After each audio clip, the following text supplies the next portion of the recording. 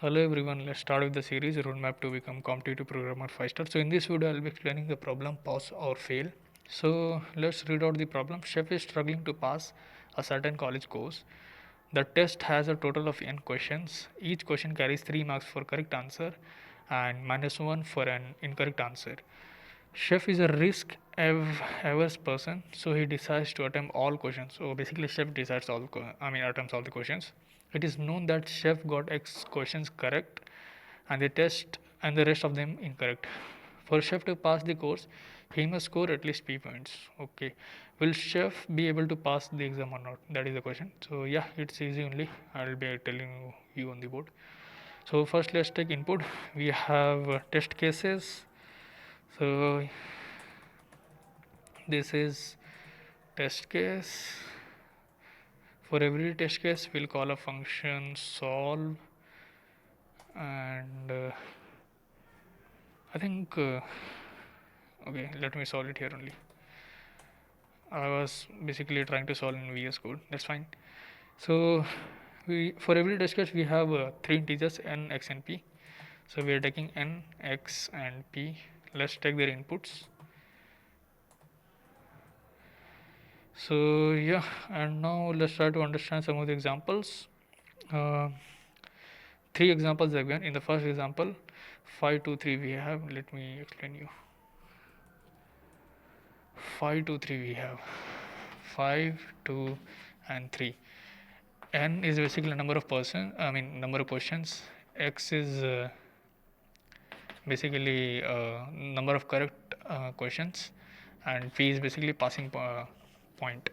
So in question what they're saying is N is basically total number of questions. Total number of questions.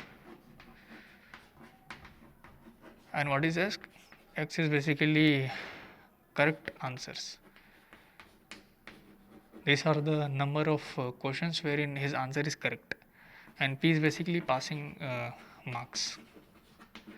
So in order to solve this, it is obvious and one more thing they're saying is, for correct answer he'll getting plus 3 points, and for wrong answer he'll getting -1 points. So now one thing is clear.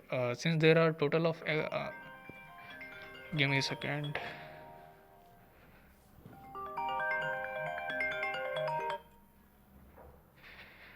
So it is obvious that uh, total questions are n, and he have got x correct answers. So let me denote y as incorrect answers. Right. So since there are n questions and x question has got correct, and so n minus is the number of question that is wrong.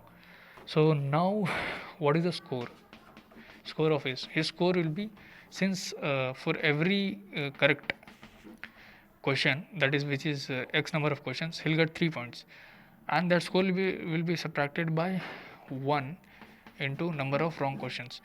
So how many wrong attempt he has made, 1 point will be deducted. So this is the score formula. And now let's try to find what is the score of this problem. So it will be x is 2, so it will be 6 minus y is basically n is 5, x is 2, so it is 3. So 3 into 1, which is 3. So score you have got is 3. In order to pass, so it is obvious that the score what chef is taking should always be greater than equals to p. So he have scored 3 scores and p is also 3, which is true. So in this case he'll pass. So yeah, let me try to take other example. First case he'll be passing. Let me take second example, 5 2 4.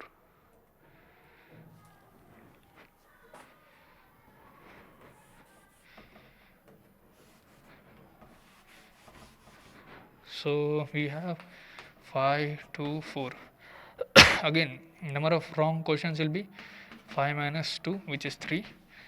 What score you have scored? So 3 into x is basically 2, minus how many wrong questions? 3. So for every wrong question 1 point will be deducted. So score here is 3. So the score has to be greater than equals to p. Score is 3 here. 3 greater than or equals to p. What is p? Passing marks, which is 4. 3 greater than or equals to 4 is false, so he'll fail the exam. So basically this is the formula in order to solve this problem. I think you guys got to know how to solve this. Let me solve the problem. So let me denote y as wrong answers, so that will be n minus x.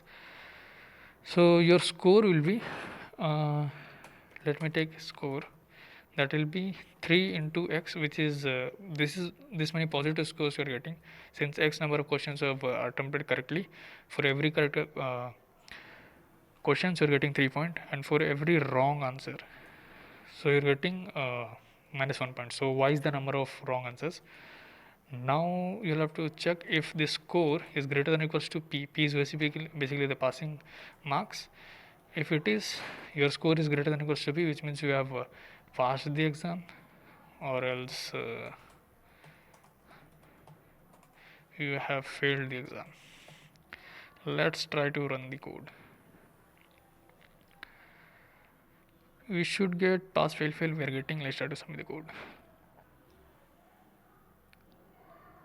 Yeah, it got accepted. So it was easy only, guys. So basically we had to find this formula and do it.